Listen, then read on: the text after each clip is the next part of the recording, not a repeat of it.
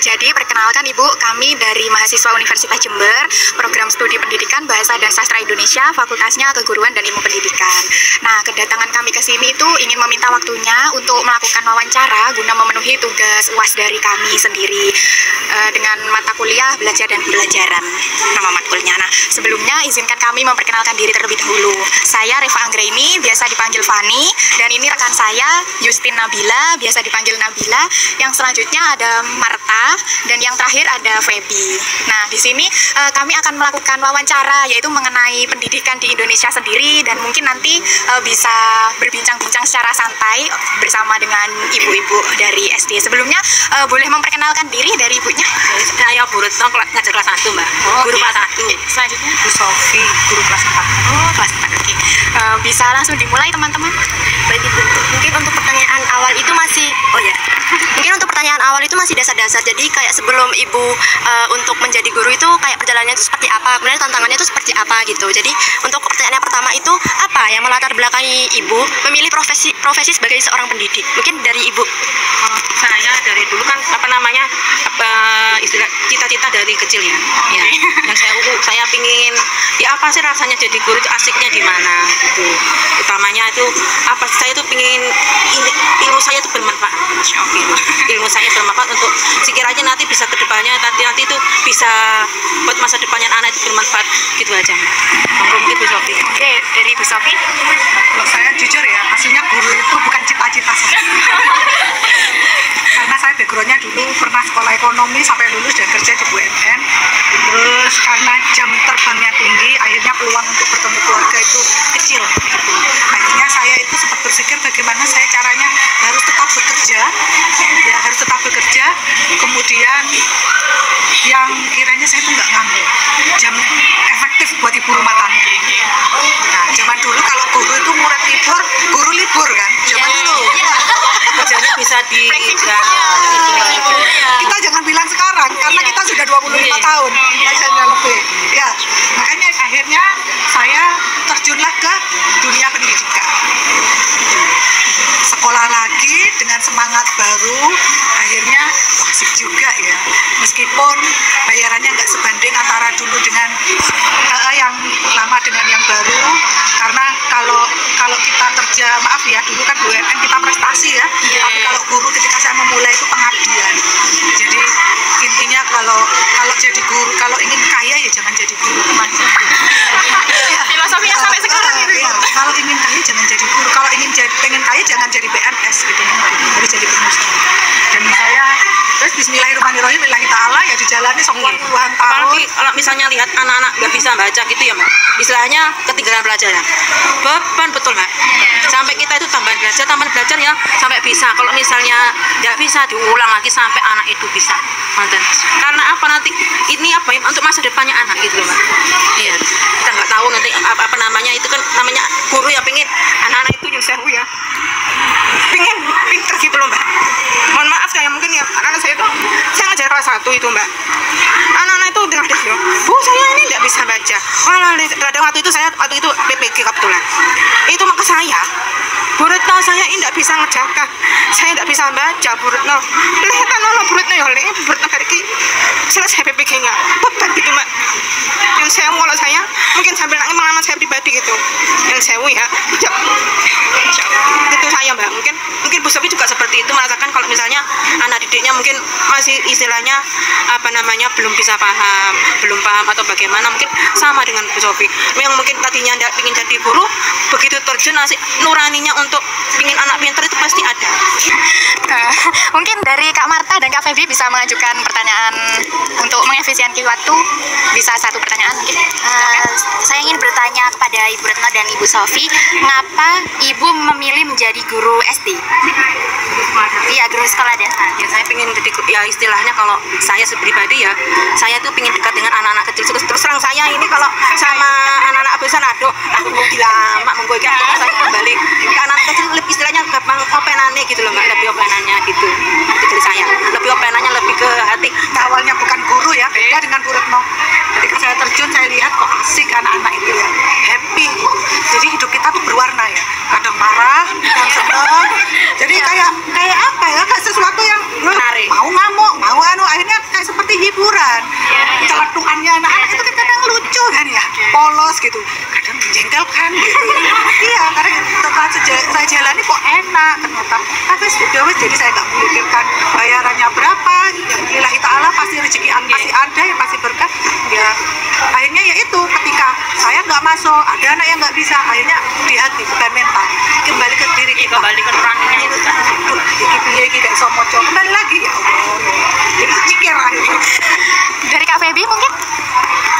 Baik, sebelumnya itu menurut Ibu, apa bentuk perhatian atau kebijakan yang seharusnya diberikan untuk meningkatkan semangat dan kinerja guru? Ajar anak-anaknya itu biar lebih semangat, yang memotivasi Ibu. Mungkin dari penerapan metodenya atau mungkin menyesuaikan dari kebutuhan internal siswanya, itu tanggapannya jenengan bagaimana agar memotivasi? Yang membuat semangat saya itu satu, pahalanya. Berkahnya guru itu pahalanya itu besok di akhirat. Itu aja sudah. Kalau saya umpamanya metodenya, kadang saya juga bingung ngajar anak berbagai metode, kadang yang sini cocok, ada yang nggak sini cocok. Kadang gini Mbak, teori sama di lapangan itu nggak sama. Istilahnya pecahnya nanti itu di lapangan. Yang sewu ya, terkadang itu Pak dosennya bilang gini-gini, tapi nanti pecahnya itu di lapangan, karena kita nggak tahu setiap individu siswa itu berbeda karakter, berbeda menerima pelajaran, punya individunya itu tidak sama. Terkadang ada yang muda, ada yang tidak, ada yang istilahnya gampang menerima, ada yang istilahnya ngeleram, dia istilahnya dikasih pelajaran saya mau berjalan sama ya. Kalau terkadang itu ada yang tanggap, nanti yang tanggap ini kasihan juga, dia sudah maunya melaju tapi masih menunggu temannya gitu. Ya Pak, gimana strateginya guru dan istilahnya seimbang gitu. Terkadang anak-anak yang pintar loh ya, ajarono koncane ya le, itu nanti anak ada semangatnya sendiri gitu. Kalau saya, kalau misalnya Bu Safi mungkin juga sama, yang bisa mengajar, yang nggak bisa gitu. Istilahnya tutor sebaya. Tapi dulu Ibu nggak sempat merasakan peralihan dari kurikulum yang sebelumnya, kurikulum 2013 ke kurikulum Merdeka. Di sini sudah menerapkan nggak Ibu? Ya, tahu Learning itu ya Kak. Di sini itu merubah ya, tapi tidak siap dengan paket perangkat. Karena meskipun merubah nanti pasti ada revisi. Jadi hasilnya guru ini juga bingung. Guru ini sales juga. Kita diberi salesnya itu apa? Kita diberi perangkat. Dimana kelas 4 ini harus habis materi ini, harus selesai. Gitu. Padahal kalau di lapangan, syukur-syukur ini lo selesai, syukur-syukur KKM. Hasilnya Mbak bingung. Kalau pemerintah enak ya berubah gitu. Ya itu di lapangan soalnya yang menghadapi yang sewu ya Mbak, kelas 1 ini kan pendaftarannya tidak boleh dituntut bisa membaca, tidak boleh membaca sama apa lagi? Menulis. Nah, materinya ini buku bacaannya lu pakai guru nih pendongeng. Gimana Mbak? Ayo.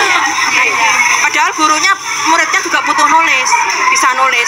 Akhirnya saya ada tambahan belajar seperti tadi yang saya ceritakan tadi, Tommy itu anaknya sampai nangis kan, saya kebetulan ada tugas juga. Le, entar lo aku mari PPG, dengan aku PPG mari yang dan aku tak ajari mangko. Saya gitu kan anaknya. Ya apa Mbak, padahal materinya itu bahannya bacaannya tuh banyak, tapi anak-anak tidak dituntut untuk membaca, bisa membaca. Tidak dituntut untuk bisa menulis. Nah, akhirnya guru istilahnya geret tarik sama orang akeh. Dan kan juga di setiap siswa ini beda-beda Ibu, mungkin ada yang cepat tanggapnya. Nah itu kan termasuk tantangan bagi jenengan tersendiri. Bisa menulis dan membaca kurang lancar. Anak dua di sini. Setiap istirahat nggak boleh sama saya baca nulis. Ya, tapi ya gitu besok gitu lagi. Tapi kalau yang namanya HP cepet. Ya mungkin HP Iya. itu juga. Kurangnya guru-guru yang saya ya mungkin ya celetukannya murid-murid itu Mbak. Kadang ada yang apa namanya ya.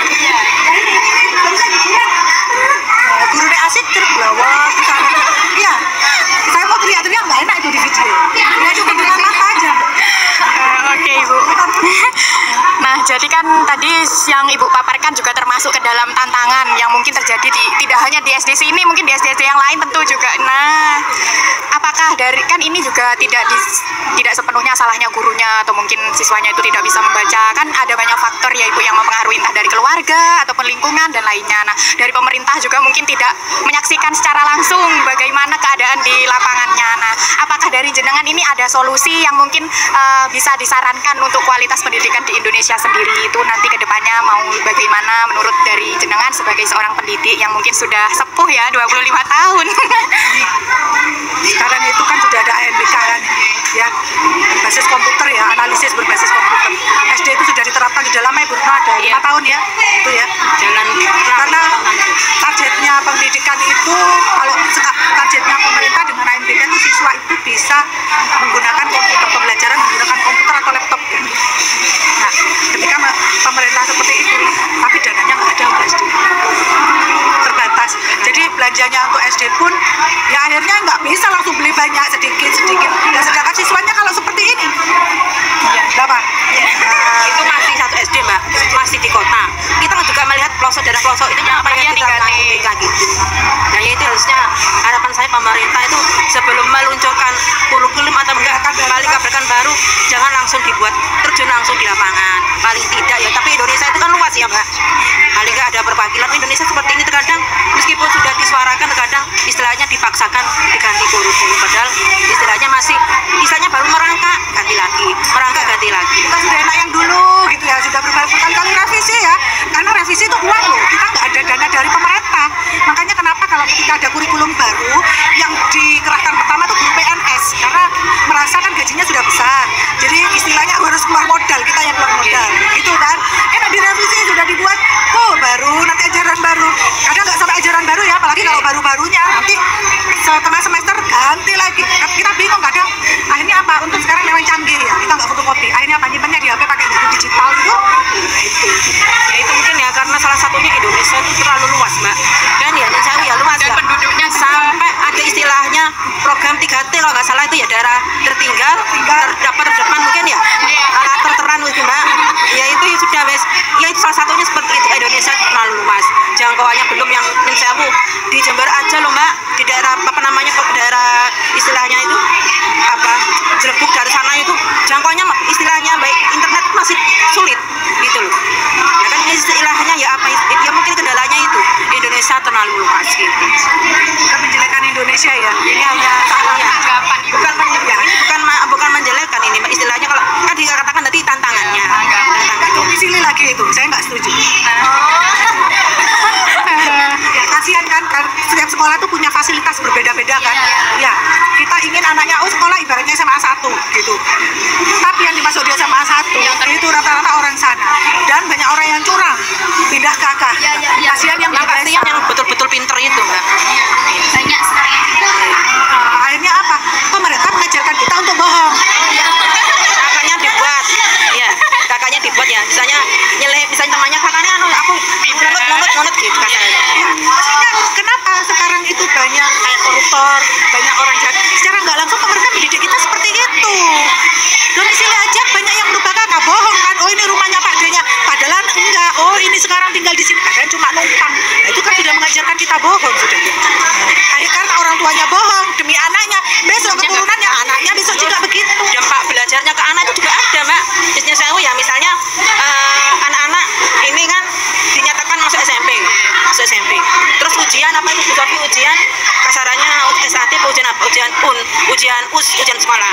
Anak-anak itu belajarnya santai sudah, tidak ada tantangan belajar saya dapat nilai sekian, karena dia sudah dapat sekolah dengan zonasi. Kalau zaman ini saya ujian takut ya, sekarang ya ujian mereka main keluar jalan-jalan karena mereka aku dapat sekolah.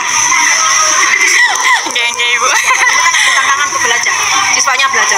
Mau kamu dalamnya 6 ya kamu resikonya SMP-nya sini, dalamnya bagus lagi setidaknya di sini dapatnya SMP yang bagus, sekolah yang bagus. Ada tantangan untuk belajar karena dia punya impian, punya harapan. Dulu sama sekarang ya, kalau sekarang itu adabnya anak etikanya kurang. Cita-citanya itu ada, cita-citanya untuk istilahnya ingin dapat nilai bagus dan sekolah bagus. Anak-anak akhirnya kompetitornya itu bagus gitu. Kalau sekarang itu malas-malasan aku meskipun aku cedek dari sini aku dapat sekolah bagus. Gitu. Makanya kan siklusnya gini ya, anaknya pintar, yang nggak pintar ya.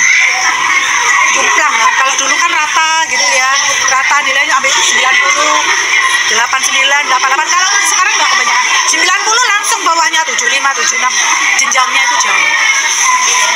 Sekarang tuh ibaratnya anak ilmu pengetahuannya pintar, tapi etikanya nggak. Nggak ada takut-takutnya sekarang kan. Jadi itu juga menjadi tantangan untuk guru juga ya Ibu. Mungkin sudah cukup dari teman-teman. Oke, baik.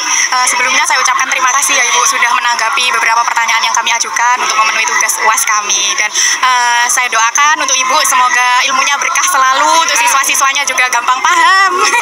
Baik, dapat diakhiri Ibu. Terima kasih. Saya akhiri. Wassalamualaikum warahmatullahi wabarakatuh.